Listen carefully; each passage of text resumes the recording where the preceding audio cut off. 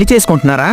చరిత్ర, అమ్మాయి తాలూకా చరిత్ర తెలుసుకోండి. ఎందుకంటే ప్లేస్ దొరకట్లేదని ఇంటి టైల్స్ కింద పాతి పెడేస్తున్నారు. అర్థం కాలేదా?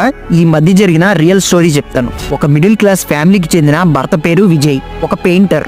తన భార్య పేరు కోమల్. కానీ ఆమె మనసు మాత్రం భర్త మీద కాదు, ఆమెకు తన బాయ్ ఫ్రెండ్ మోను మీద ఇంట్రెస్ట్ ఎక్కువ.